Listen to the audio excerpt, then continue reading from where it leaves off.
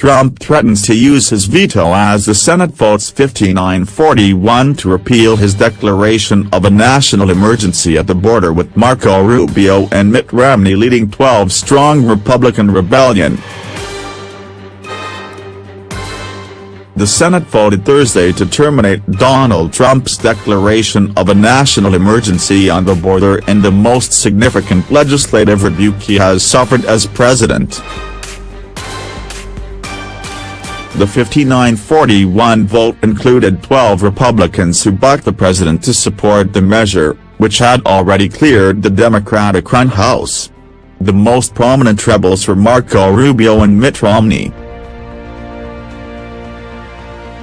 GOP support for the resolution, which appeared to mushroom in the last 24 hours, was enough to easily ensure passage, setting up the first veto of Trump's presidency. Trump didn't take long to reveal how he would respond. He blasted out a one-word tweet in all capital letters within minutes of the vote: veto. He said. Elaborating a half-hour later, the president said he couldn't wait to exercise his constitutional authority to rebuff Congress for the first time since he took office nearly 26 months ago. "I look forward to vetoing the just-passed Democrat-inspired resolution which would open borders while increasing crime, drugs, and trafficking in our country," he tweeted. "I thank all of the strong Republicans who voted to support border security and our desperately needed wall." It was unclear on Thursday afternoon how long it would take for the resolution to reach Trump's desk. He has 10 days, excluding Sunday, per the U.S. Constitution, to send the unsigned bill back, or cave and sign it. After Trump vetoes the measure, the House and Senate would each have to muster the two-thirds majority to overturn it. That would mean 6 more Republicans flipping from Trump's side.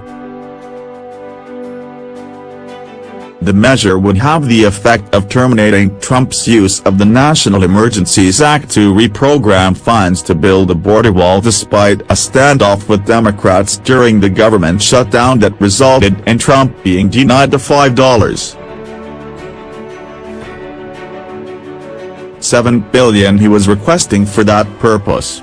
However, supporters of the measure were short of the 67 votes needed to override his promised veto, and lawmakers were leaving town for week-long recess. The vote seeking to turn back Trump on his signature campaign issue came just a day after the Senate pushed back on his foreign policy, voting to end U.S. support for the war in Yemen. The war is backed by a coalition led by Saudi Arabia, a key ally courted by Trump. The Republican-run Senate mobilized to try to overturn his national emergency effort after Trump marshaled $6.6 billion more for wall funding than Congress had appropriated using the emergency designation. Their opposition put Trump in the uncomfortable position of having to censure his own party. Trump moved to milk the issue not long after the vote by sending out a fundraising email with subject line, "Veto?" The email blast asked, should President Trump use his veto power to finish the wall? So did House Speaker Nancy Pelosi. She sent out an email promising to match donations to Democrats dollar for dollar until the president issues a veto. She signed the resolution immediately, holding it up for cameras to get a good look at it and the huge grin on her face. The Speaker's office had not said as of Thursday evening when it might hold a new vote to see what kind of support it could muster to confront Trump a second time and overturn his promised veto. Senators rebuked Trump hours after he told them they would have to go through him to end his border emergency. He said Thursday morning that he would use the power of his pen for the first time in his presidency. A dozen Republicans joined in the rebellion. The list included members of the powerful Appropriations Committee, which has amassed institutional power by steering funds as designated through spending legislation, as well as institutionalists wary of ceding congressional authority to the executive. But the resistance was severely cut by a pledge that Senate Majority Leader Mitch McConnell, himself a former appropriations cardinal, made to Trump not to support the effort. "I will vote to support the president's decision later today, and I will encourage our colleagues to do the same," he said as he opened the vote on the Senate floor. Republicans voting with Democrats to advance the measure were Tennessee's Lamar Alexander, Utah's Mitt Romney, Ohio's Rob Portman, Pennsylvania's Pat Toomey, Kansas' Jerry Moran, Missouri's Roy Blunt, Maine's Susan Collins, Utah's Sen. Mike Lee, Alaska's Lisa Murkowski, Florida's Marco Rubio, and Mississippi's Roger Wicker. In one unexpected twist, Senator Thom Tillis of North Carolina, who is up for re-election in 2020, voted against the measure, after being one of the first to back it. "It's never a tough vote for me when I'm standing on principle," Tillis said last week when he was in favor of it. The Washington Post reported that prominent conservative donors and activists had begun talk of recruiting a challenger to Tillis had he voted against Trump on the issue. Rubio, a former presidential candidate who challenged Trump, said of the emergency declaration, "No crisis justifies violating the Constitution." He added in a statement, "We have an emergency at our border, which is why I support the president's use of forfeiture funds and counter-drug money to build a wall. However, I cannot support moving funds that Congress explicitly appropriated for construction and upgrades of our military bases. This would create a precedent a future president may abuse to jumpstart programs like the Green New Deal." Romney told reporters who cornered him in the Senate that he'd spoke to Trump about his vote during a meeting they had last week at the White House. "Well, he'd rather have me vote in a different direction, but I let him know that this for me is a matter of defending the Constitution," he said. Toomey told reporters in the Capitol on Thursday that he was backing the effort because the matter had already been settled during the government shutdown, even though he personally backed Trump's demand for $5.7 million in border wall funding. "It's not at all an unreasonable amount," said Toomey. "But the process by which you do that matters." This issue was extensively litigated and adjudicated. "We had a government shutdown over this, we eventually got a compromise, which I didn't even support but the president signed it," he added. Also joining the revolt was Blunt of Missouri, a member of the Appropriations Committee, which derives its power from the ability to direct funding to projects. Portman, an institutionalist who previously served as U.S. Trade Representative and White House Budget Director, announced on the Senate floor that he would vote to terminate the designation. Portman says otherwise, some future Democratic president could use emergency powers to take down the border wall. "It doesn't mean the president can ignore Congress and substitute his own judgment for the will of the people," Portman said.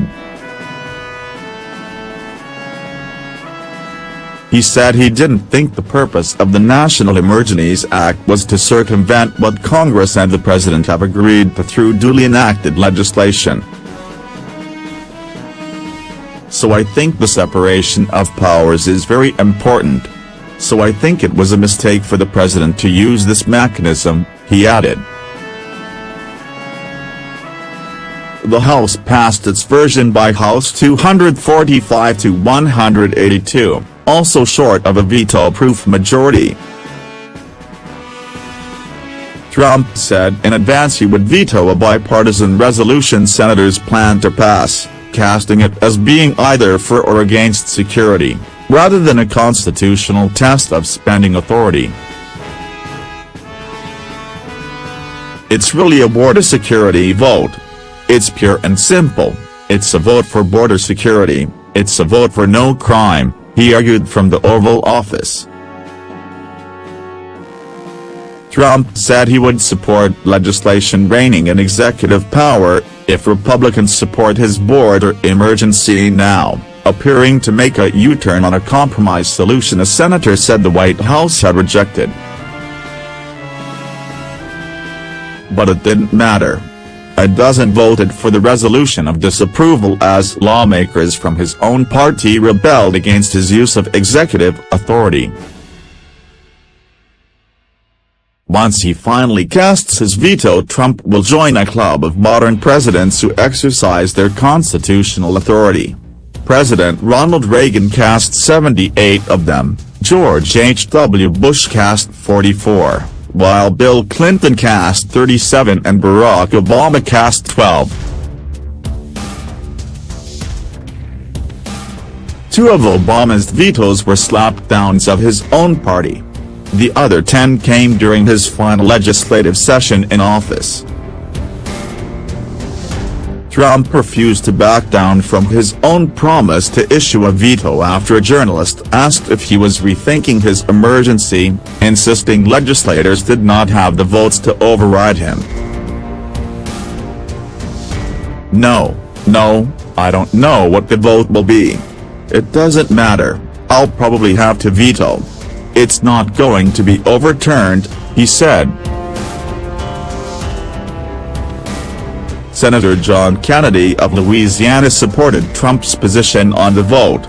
Nevertheless, he suggested that the president should have tried to work through a compromise that would have curbed future use of emergency declarations. I was a little surprised that he didn't accept our suggestion about how to try to find some middle ground, Kennedy told reporters. If you look at it from 30,000 feet and one branch of government is asking another branch to give up power. Nobody gives up power around here. People want power, they don't want to give it up. So maybe it was a heavy ask. But, Kennedy added, it's an issue that we should address. Chuck Schumer meanwhile called it a red-letter day in the history of how the United States functions as he urged senators in prepared remarks to restrain Trump now. Senators from his party proceeded to trash the president's emergency on the floor as an abuse of power. Tennessee's Alexander subsequently announced his yes vote on the termination resolution from the floor of the deliberative body. It is inconsistent with the United States Constitution that I took an oath to support and defend, the retiring lawmaker said. He said the founders intentionally gave the legislative branch the power of the purse after the Revolutionary War to keep the president from acting like a king. This check on the executive is a source of our freedom, he said. Allowing Trump to declare an emergency to build a wall that Congress refused to fund sets a dangerous precedent, he argued in his Thursday morning speech. McConnell advised senators who disagree with Trump to support legislation amending his emergency powers. He suggested they examine how the National Emergencies Act can be updated to reflect those concerns. I hope they can report bipartisan solutions through the regular order that the full Senate can take up," he said. McConnell encouraged lawmakers to not lose sight of the vote that is before us later today, which he said was on a narrow question not especially difficult. With the test looming, Trump said, "A big national emergency vote today by the United States Senate on border security and the wall, which is already under major construction. I am prepared to veto, if necessary." The southern border is a national security and humanitarian nightmare, but it can be easily fixed. He seemed to suggest later that he would be willing to make a deal with Republicans balking at his emergency who'd pitched the vice president on a compromise 2 days prior. Trump told GOP senators Wednesday, as he attempted to quell the rebellion, quit thinking his national emergency as they deliberated how to vote on a resolution rebuking him. Said he told them to vote any way you want, vote how you feel good, while cautioning that it will very bad thing for them long into the future if they move to terminate it. "I think anybody going against border security, drug trafficking, human trafficking, that's a bad vote," he warned on Wednesday. Trump insisted early Wednesday afternoon on Twitter that the country has a major national emergency on the border and that's all senators need to be considering. He claimed later, at a meeting on drug trafficking, that it is an urgent national crisis his administration is doing many things to combat, in addition to a wall. Argued once again that the vote is not about constitutionality, nor is it a vote on precedent. "Take a look at what President Obama did with DACA and with so many other things, that was no precedent," he said. "And I think most Republican senators fully understand that." In response to a query from a reporter, Trump denied a charge from Sen. Paul that he was putting extreme pressure on senators to back him in the vote, saying, "Nobody's beaten up, I said use your own discretion." Trump insisted that Democrats voting to terminate his resolution are for open borders and want drugs and crime to flow into the country unregulated. "I guess they think it's good politically. I happen to think it's bad politically," he assessed. "And the Republicans aren't, but I told Republican senators vote any way you want, vote how you feel good." A group of Republican senators pitched the vice president Tuesday on a deal to spare the president the embarrassment of having the border emergency voted down in the GOP-controlled Senate in the first place. One of them said after a meeting between Trump and senators from the party on Wednesday afternoon, that the White House had signaled there was no such deal to be had. The offer involved the president backing a proposal that would limit his power to railroad Congress with future emergencies. They presented it as a way to preserve Trump's border crisis declaration and save him from having to exercise his first veto. Republican senators put it to Mike Pence in a meeting he took at the request of Sen. Tillis on Tuesday, a senior administration official told DailyMail.com. Pence pledged to take the deal back to the president but made no other commitments. The conversation had the intended effect on Tillis' position, he indicated on Thursday, after he voted against the Senate's resolution. One of the proposals came from Sen. His bill would cancel any future emergency that does not receive the approval of Congress within 30 days. Lee's office said Wednesday afternoon that the White House had communicated it would not support the bill that would reclaim legislative powers from the executive branch.